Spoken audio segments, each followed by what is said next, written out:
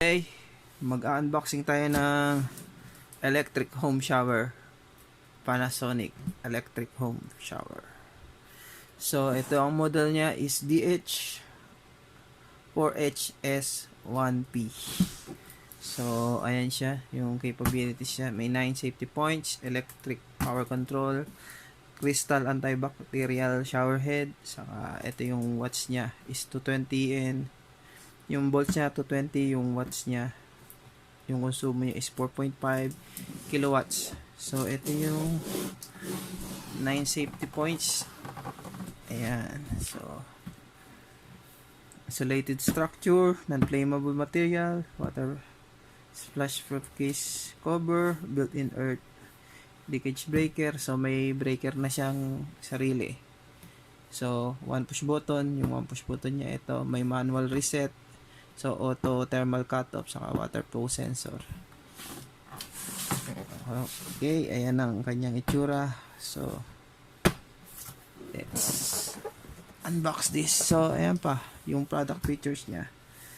So, yun nga, may antibacterial shower head siya, may water filter ready, universal design, 40% space saving, ayan, 20% shower force improvement, sliding rail.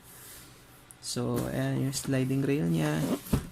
So, one push button, electric power control. So, let's unbox this. So, ayan yung ano niya.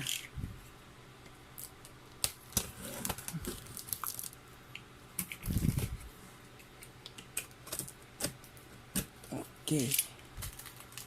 So, ayan. So, higa na lang natin para so may cover kasi siya na ano, styro. So ayun yung loob niya. Okay.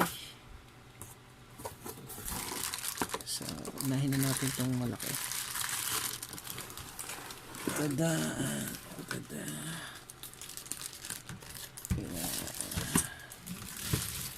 So ayan siya.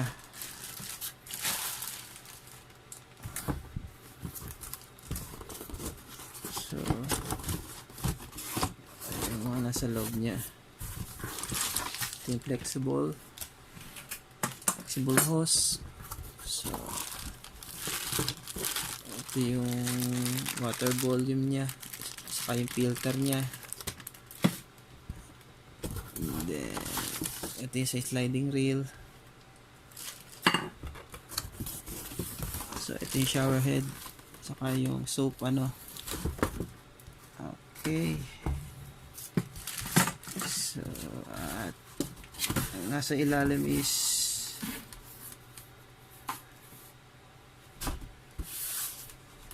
ayan, 1 year warranty. At ayan, may mga ano siya, screws. So, overall wala na. Ayan na siya. So, screws and washer. So, natin. So, alay natin. Tanggalin natin ito. So, yung warranty, 1 year warranty. So, ito yung pinaka ano niya.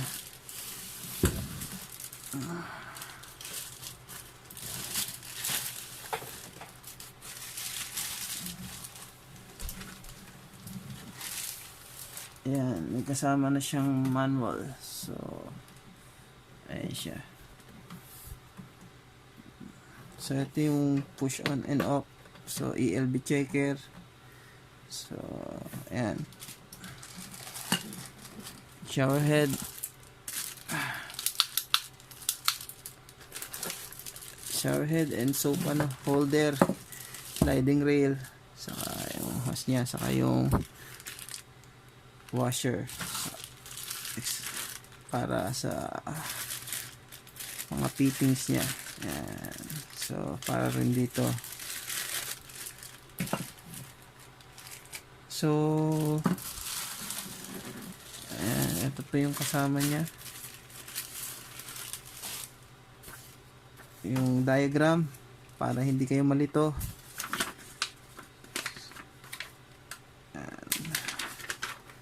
Ayan, diagram niya.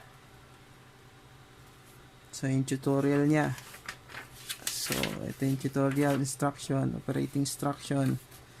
So, nandiyan na lahat, pati yung components niya. So, hindi kayo maliligaw kahit mag-ano kayo, DIY. Actually, pangalawang beses ko na itong magkakabit nito. So, may instruction siya ng English. So, kanina yung nakikita nyo is, Vietnam. So, ito English niya. So, ayan. So, ayan ang ating quick unboxing. So, ito yung pinaka main niya, main control niya. Heater. So, ayan, shower head. Sliding rail, yung soap holder, saka yung hose. Ito yung flexible hose niya. So, usually, kung hindi abot, bibili kayo ng flexible hose na ikakabit dito. Ayan. Dito.